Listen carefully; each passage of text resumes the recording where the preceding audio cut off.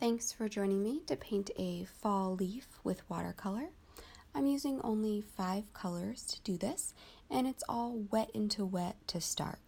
So I have Gamboge Nova, Scarlet Lake, Permanent Alizarin Crimson, Ultramarine Light, and Hooker's Green. These are all Holbein watercolors.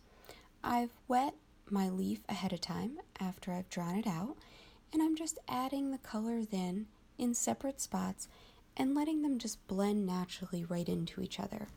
You can see I'm just letting the water take them where they want to go, as long as I have my colors in the general right area. Before I wet my leaf, I make sure to have everything mixed up on my palette ahead of time, so I'm ready to just add them in so that I can get them all in there before the water dries.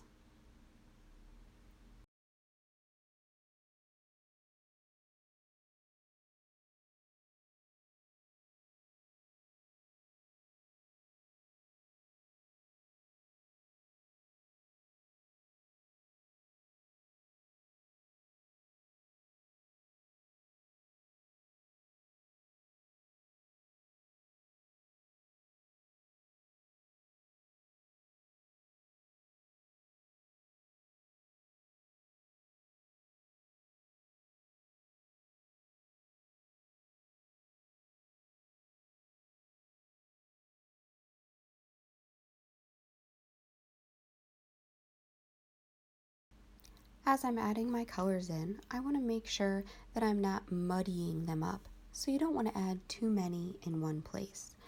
For the dark brownish red, I mixed my Hooker's Green with my Permanent Alizarin Crimson to get that nice deep color where the leaf has turned red and started to turn brown. I also used this same Permanent Alizarin Crimson and Hooker's Green mixture after the initial wet into wet wash had dried to go over the fine veins and stems in the leaf.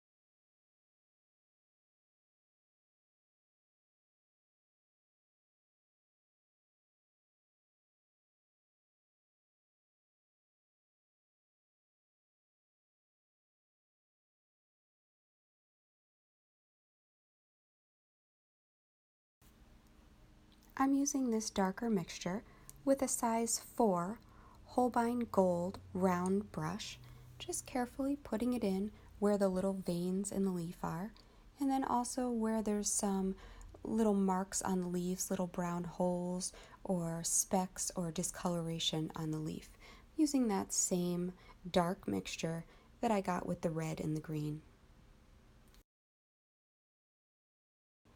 It's important when doing a shadow to know what colors are reflected down from the object above that go into the shadow. So for this, I've wet my shadow area one section at a time.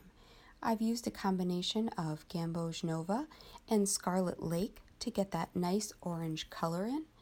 And then I have a mixture of my Permanent Alizarin Crimson and Hooker's Green that I had used before, and I've added some ultramarine light into that to get the general shadow color. So I'm putting that wash of the brighter color at the edge of the leaf where the color of the leaf is actually reflecting down into the shadow, and then putting that shadow color right over it. So there's kind of that brightness coming from the edge of the shadow and really making it look more realistic. It's always good to experiment with your colors and try mixing them on another paper first before putting them into your final painting. Hope you enjoyed this, and thanks for joining me.